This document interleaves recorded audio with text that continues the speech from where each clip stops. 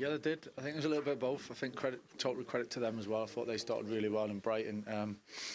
We were a little bit off it, if we're honest, and we know that. You know, the boys have spoke about it. So we didn't start the game great, but it's probably the first time really where we've coming in at half time. I thought we progressed through the half pretty well actually, and finished the half for the last 15-20 minutes okay, and a few opportunities. So it was a little bit of at half time really, just calming things down a little bit and saying, look, it's the first time we've kind of, what feels like that, we've been in a position where, come on, and let's what we're going to do next really. And I was delighted with the response of the players to show that confidence and the positiveness second half to come back into the game against a team that defensively is a team are really good and difficult to break down. So to do that from behind, we can take a lot from that game, because it was a big test for us today and we've overcome it.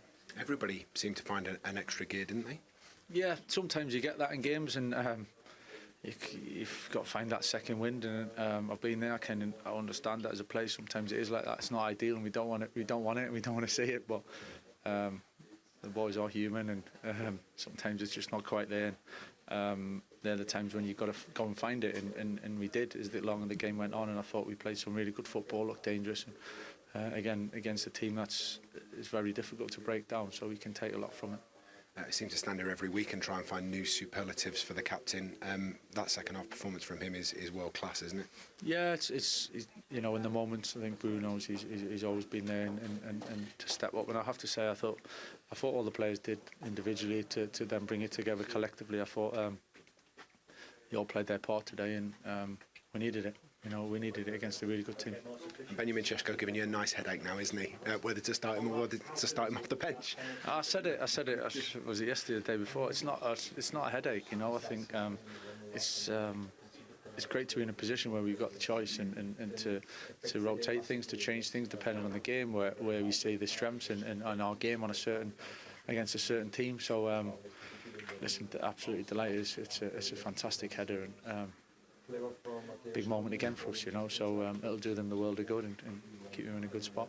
Manchester United into the top three of the Premier League at the end of a match round for the first time, listen to this, since May 2023. They were 11 points behind Aston Villa when Michael Carrick was appointed. They are now above them in the table. It's 6 wins out of 7. It's an unbeaten record. They were 1 down against Palace. They've won it 2-1, but 7 minutes into the second half was the big talking point. The awarding of the penalty and the red card. Take it away. Yeah, I mean, we've debated this. For me, I think that's the start of the foul. If there is a foul there, look, the tug there is outside the penalty area. It's an easy one to give for me, outside, free kick outside. And then to get a sending off here, and we're not really in agreement with that. Gaffer, I can't see, Steve, where the impediment is there in respects of pulling him back for him to be sent off. You know, if he feels it's a foul, then it's a foul on the edge of the box for me. But to get a penalty and to be sent off is absolutely ludicrous for me. Because I think he just lets go. It's a good penalty from Fernandes, but he just lets go at the right time. The pull of the shirt is starting outside the box, way outside the box. And in football, why don't we just play a little bit of common sense about the centre? Fernandes made it 1-1, and then Benjamin Sesko, who we talk about a lot today. Yeah, brilliant goal. To get the winner. It's a great cross. It's the kind of cross you want for Benjamin Sesko. Just, you know, it's outside the box there. You can see it here, brilliant. They don't push up, Gaffer, like you said. But this is the brilliant part of Sesko. He's just out of his eye line, and just as it's about to get on his head, Sesko gets in front of him, and that is where you want someone to just put the ball in the box, and the forward does the rest. Well, we said brilliant before the game, Ian, didn't we? The form that he's in, the confidence that he's in, it's set up for him to get the winner. Yeah. And he pops up with a fabulous header. And that's what happens when you're confident, isn't it? Yeah. When you believe things are going to happen for you, what happens? They do happen for you. And he made that nice little bit of movement. But that was an old-time classic. Yeah. That was an Alan Shearer header. Yeah. Bottom corner, bang. Beautiful. So, for the second time in the week, Benjamin Sesko gets the winner for Manchester United. The delicious cross onto the head of Sesko, and the informed Slovenian nodded it past Dean Henderson to earn all 3 points for the Reds. Welcome to Matchday Review, where pitchside Danny Simpson and Fraser Campbell have joined me to discuss all things United after that brilliant come-from-behind victory. Not a vintage performance in that first half, much better in the second, and did enough to win. By the way, if you're watching on YouTube, we'd love you to get involved in the show. You can do that by commenting below, and we will get to as many of those comments as we can. We'd like to hear who you think was man of the match, and if you want a question to ask any of the lads, then please feel free to put that in the comments section. But however you want to get involved, please do. Okay, let's get down to the nuts and bolts of it all. Danny Simpson, how important was it to win that game? I think for what we're trying to go for and get that Champions League place, I think we said before the game, with Aston Villa losing, even just from a psychological point of view, to now be third, okay, level on points with Aston Villa, but goal difference is better, maybe 3 or 4 goals. You know, going into another week, it's a tough game in Newcastle on Wednesday night. We know it's tough. I think it was massive, especially going 1-0 down as well early on. You know, it was a bit quiet first half, it was a bit flat. You know, there wasn't as much energy in the team. We said at half time they're going to have to come out second half and be better, and they actually started the second half really well. And that's why we ended up getting a penalty, because we were putting them on the back foot, playing through balls, playing forward, and had them camped in their half. So, yeah, it was a massive 3 points for us, with the rest of the season coming into it. There were moments in that first half where we created a half chance or two, but didn't really do too much. It was better in the second, but how important or how crucial was the big turning point, the red card to Lacroix and the penalty from which Bruno scored? Yeah, I mean, we were our usual selves first half, and we needed a change second half. And I think we came out, we started bright, and like Simo said, we forced that decision, the penalty decision on the game. Sometimes you get them, sometimes you don't. But it definitely altered the dynamics in this place here, altered the dynamics on the pitch. And from that moment, we just grew and started creating stuff. But it happens, it's football. You're going to have them moments in some of the games for the rest of the season where it goes for you, like it has today, and sometimes where it goes against you. But you've just got to take the rough with the smooth and just keep consistently performing well. And I think second half, we performed really well. A lot of love coming in for Bruno in the comments section. Was he your man of the match, and if so, why? Again, we just, when he's playing like that, we've got a chance of winning. It's that simple. He is a match winner. He keeps showing it week in, week out. And yeah, look, yeah, it's an even, the penalties, we know how good he is from taking penalties, but he has to make sure we score. And again, we said at half time, Sully, with Sesko, got to put crosses in for that lad, because he is a proper number 9, an old school number striker that will make good runs in the box. It wasn't quite happening in the first half. They were getting he was running to the back post, Bruno was putting in the front, but on this particular crossing incident, they got it absolutely bang on, and what an header. Great header. What a ball, what an header. But yeah, Bruno again, he's our main man, he's the captain, and when he plays like that, we've always got a chance of winning. It was a brilliant winning goal. We'll talk more about Sesko in just a moment, but in terms of Bruno Fernandes, everybody, well, most on YouTube are commenting that he is our man of the match. Bruniva Co says Bruno man of the match. Olufo Biusu, Bruno man of the match. Sir Freeman TV, Bruno man of the match, no doubt. T-Money also agrees. Ian Lennox, Bruno man of the match. Sesko also unbelievable. Adin Mohammed, Bruno was world class today. And Francis Eugene, Bruno captain magnificent. I mean, Fraser, when Bruno plays well, generally we get results. Yeah, all the time. And his standards are so high. He's constantly 7, 8 out of 10 at his worst. So when he puts in performance like he does today, his crosses are on the money. It's not a surprise anymore. You're expecting him to put the ball right where the player needs it, and his delivery is excellent. And it's been a real joy to watch at times this season. Well, since he's been at the club, to be honest. His assists and his goals have really, helped the team win games. As the team walked off the pitch, the fans who were remaining here were chanting, "It's Carrick, hard to believe it's not Scholes." Michael now keeps up his perfect record at Old Trafford, not just in his tenure this time round, but the win he got back in 2021. The team continues to get results under him. Yes, he's making it look easy, isn't he? Do you know what I like today is that and in the last few weeks, we haven't played great, but he's finding a way to win. Coming from 1-0 behind West Ham, you know, Everton, tough place, we get a win, and today 1-0 down, half-time, we said, you know, he's probably told the players one or two things about how poor the first half was, and he got a reaction from them, from the lads, and that's all you want. So he'll be probably most proud. I'm looking forward to hearing from him that he got the reaction the second half, and then we got the win. But yeah, he's been, you know, him and his staff, we said before, it's not just him, it's down to the lot of them.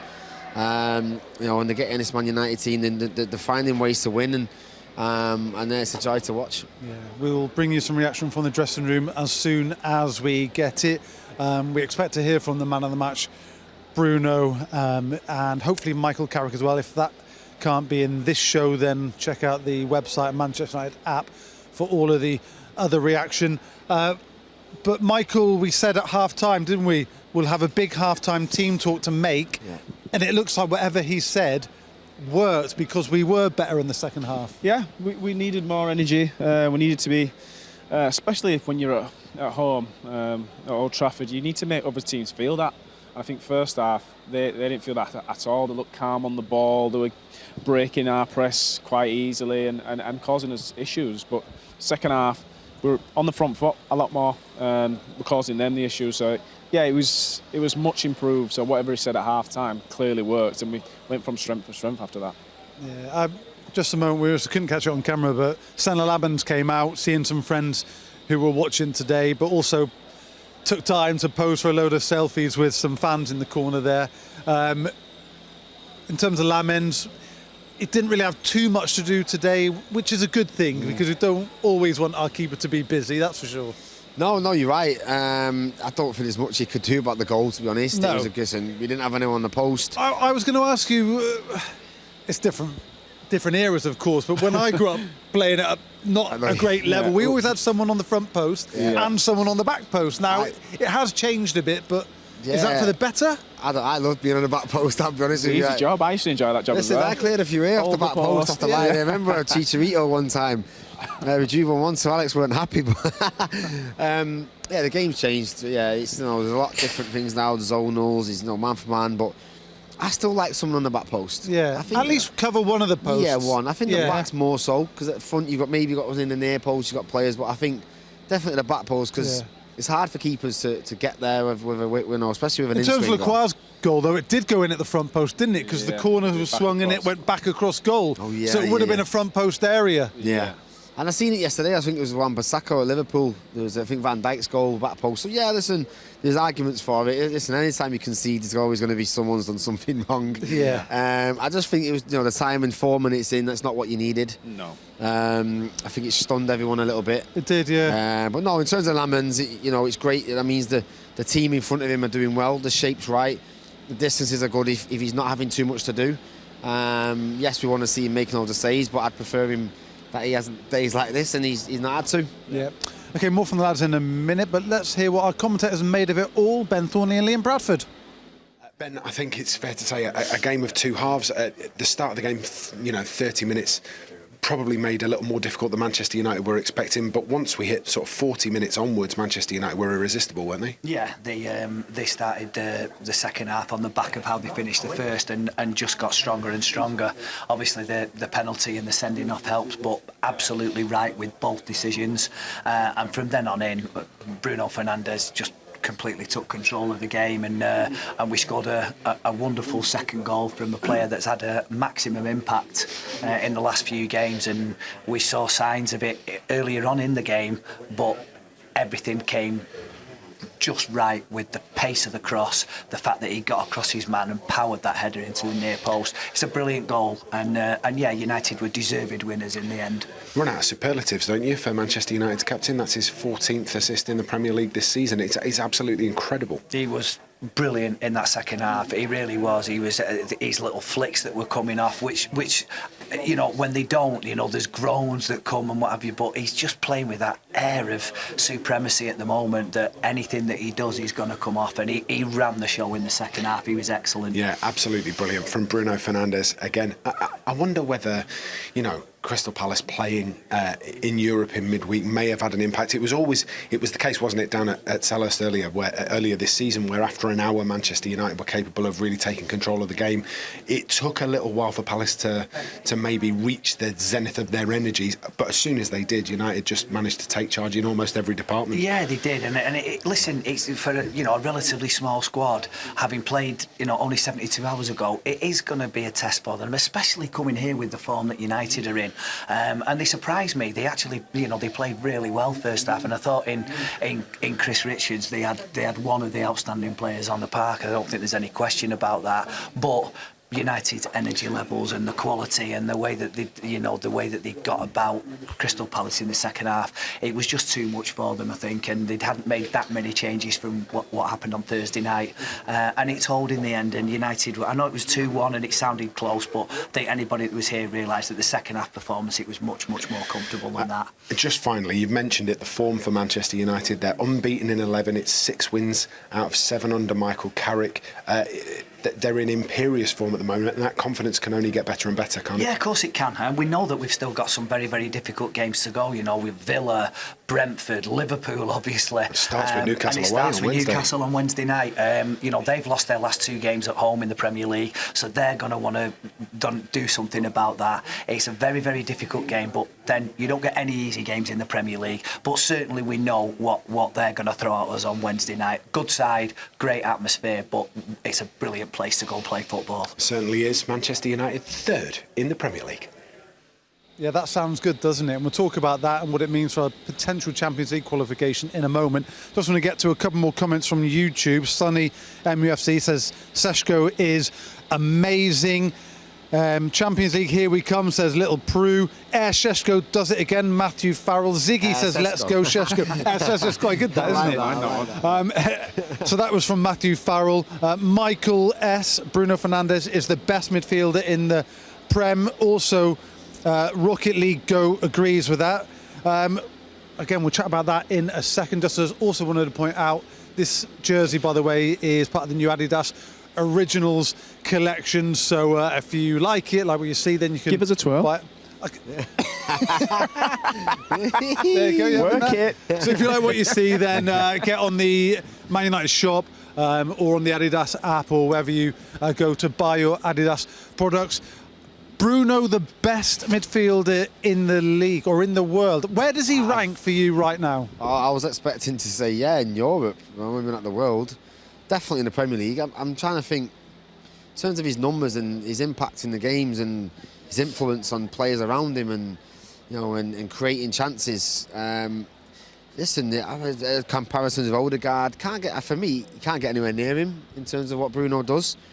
Well, Odegaard's finding it hard to get in the Arsenal team at the moment. I know, and Eze's not exactly doing, I know he's scored against Tottenham, but I don't think anyone else is close to him. I think in Europe, yes, I'd say. Yeah, he's not playing in Europe. He walks into anyone's team, doesn't he? I think so, yeah. I believe think so, he gets yeah. in anyone's team. No question, no doubt. He scores goals, he assists, and he's consistent with it. And he's chasing that record, isn't he, for the assists, Premier League assists? Which, what's he on now? Is he maybe 14, maybe? I think he's now 6 ahead of the next closest. We'll have to check that, but I Listen, think he was on 12, so 13 now. Listen, I think. I get it. You always, obviously, the people in front of you need to obviously score if you're setting them up. But even today, that cross, I know, Sesko. I like that. That could stick. That might stick. No, I really do like that. But no, listen, when he's like that, he's frightening, and like I said, I'd love to have played with him, if I'm honest with you, and just give him the ball and watch him play. Yeah. Again, there was a lot of love for Sesko there. It was a great header. How difficult was it to meet the header as he did and guide it into the corner? Yeah, he's a big lad, isn't he? So you'd expect his head game to be strong, but he's really put a lot of power in that. He's headed it down. He makes it hard for the keeper to react. And he made that run across the defender like you were calling for in the first half. Yeah, so he got a few of them wrong the first half, where he'd dropped short instead of trying to get to the line and get a little tap in. But he got that one right. He went to the back, came to the front. Defender couldn't see him, and he's got a strong, powerful header on it. But what I like about him is it gives us that option. A lot of teams now, you don't see him crossing the ball to the big number 9 up front. It's always play back in and around the box and little intricate passes. We can just get out your feet and just put one in their box. It puts the defenders. Say if you're a defender, you think, well, is it coming in? Is it not? 9 times out of 10 when you're playing most teams. And do you think as well as you know, you're a striker, but the more they play together, the more that relationship will get better, and just don't even need. They'll just give each other a little look, and then they'll know, won't they? Yeah. Crystal Palace scoring from a corner. No, a really good half of football from Crystal Palace, and the set pieces unlocked the door. Brennan Johnson drilled to the far post, and Lequire has tried to get himself free, and he does that. I mean, great header from his point of view, generates the pace. But I'm sorry, defending from Manchester United, Lenny Yoro, when the ball comes in, you have to be able to see the ball. You've got to put yourself in a position where you can see the ball and you can see the man. So if the man runs, you block him, you go and head it. See him here? Yeah. He's got his man, he hasn't got his eye on his ball, his body shape's all wrong, he's brilliant in the air, loses the flight of the ball, and Lequire loses him. You cannot take your eye off the ball. I hate defenders. But the first time he looks at the ball, he's virtually staggering back and forth. That's the first time he sees it. You're in all kinds of trouble, chappers. If you try and grapple someone nowadays with the referees, they give a foul, it can be that. And so he sees him, he tries to get close to Lequire, he's thinking, I'm not going to give you a chance to run at me. But you've still got to be able to see the flight of the ball, because then you've got to go and attack it. He never once looks at the ball till he's in all kinds of trouble. Lequire gets away from him. There you go. Now I've got a free header.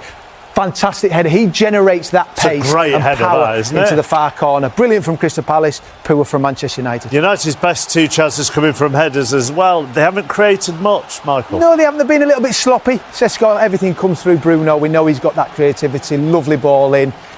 Again, hard to generate the pace and power, but a good save and comfortable from Henderson. Then again, Bruno. We know Casemiro is so good in the air. He'll be really, really disappointed. You see him at the far post. One step forward. I just think he gets under the ball a little bit too much. He probably makes one step too much. So he can't get over it? No, I think it's just a little bit behind him in the end. For the third time under Michael Carrick, Manchester United are behind. Righty, they haven't quite hit the heights in that first half, and they'll be bitterly disappointed, won't they, with the way they conceded the goal? Yeah, without a doubt. I think I thought they were going to start a lot quicker than they had, but when you look at Yoro up against Lequire here, you know, the ball's in the air for such a long time, he loses him, but it's a very good header. Poor marking for me. He's not looking at the... No, he's not even looking, and so he's not looking. But then the ball's spent such a long time in the air. He's really done well to direct it in there. I just want to go there. Casemiro's in the front shield, and when you're in that front shield, sometimes if that ball goes above you, for me, you go back on the line. Once it goes you defend faster. the goal, once it goes over your head. Casemiro just goes walkabout, goes into the 6-yard box. Yeah, they might be trying to play offside, but, you know, that's a bit of a risk. Yeah. For me, if he just goes back onto that line, he clears the ball. And no one seems to do that anymore, because they're always looking. They're in zone, so they think anyone deep, come out and try and get players offside. The ball was so high, Steve. Defend the goal. Yeah, the ball went in the air for so long. Yeah. You'd have thought there was enough... If it was in the air long enough for a Man United player to go and attack it and head it away. They've slowly grown into the game, and they've had a few opportunities in front of goal after that. Yeah, well, you'd expect that. You know, at Man United, they started to turn the pressure up a little bit. But this was a good effort from him. But I think the keeper might save that even if Sarr's not in the way. And the same with this. This is a good movement from Sesko. Just put the ball in the box. You know, you'd expect the keeper to save that one as well. But I think they could do that a bit more, Gaffer. Yeah, I mean, they started poorly, but slowly they've got themselves back into the game with some chances. That's the key one. Yeah. Casemiro there is really good in the air. He's unopposed as well. And I don't know what he's done. He's tried to actually guide it in instead of just putting his head through it and hitting the target. And that from that distance you score. He's tried to actually be clever. It looked like he got under it as well, Gaffer, because then he's reaching at the end. But he's good in the air, isn't he? Yeah, you expect him to score that. Yeah.